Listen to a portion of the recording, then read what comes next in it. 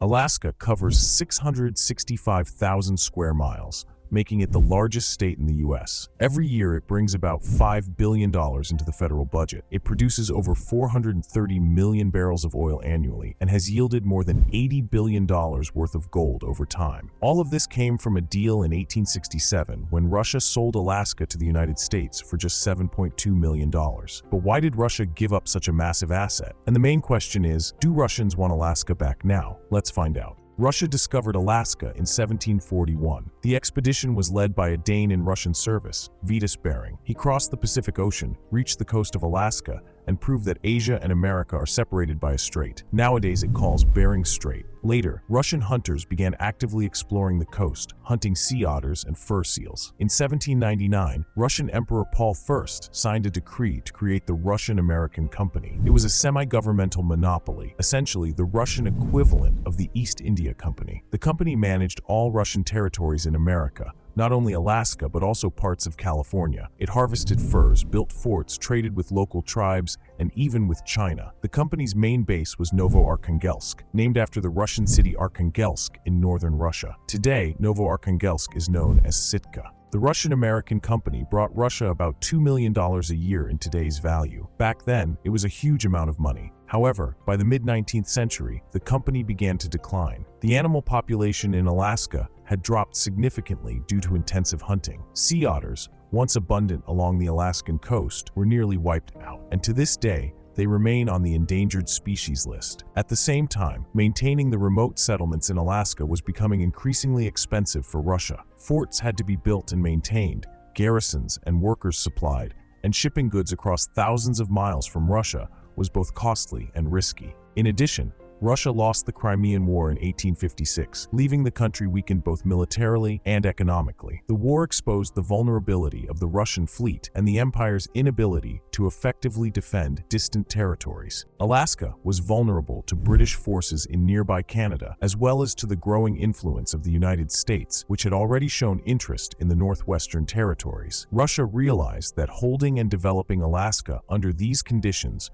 was too expensive and risky. It seemed far more pragmatic to focus on developing the European part of the empire and the Russian Far East. In 1857, the brother of Emperor Alexander II, Grand Duke Constantin, wrote in a letter, "Selling Alaska would be quite timely, for we should not deceive ourselves and must foresee that the United States of America, constantly striving to round out its territory and seeking to dominate all of North America, will eventually take these colonies from us, and we will not be in a position to reclaim them. Meanwhile, these colonies bring us very little benefit, and their loss would not be too painful." This letter was presented to Alexander II, and the emperor himself wrote in the margin, "This idea is worth considering." However, negotiations with the United States were interrupted by the outbreak of the Civil War between the North and the South. At that time, Russia was the only major European power to support the Union. The two sides returned to negotiations only in 1866. At the time, the U.S. government wasn't particularly interested in the deal. Alaska was seen as a poor investment, and the country was still recovering from the Civil War. Money was tight, and priorities were elsewhere. But Russia resorted to corruption. Around $120,000 was spent on bribing American senators to secure their support for the purchase, and it worked. In 1867,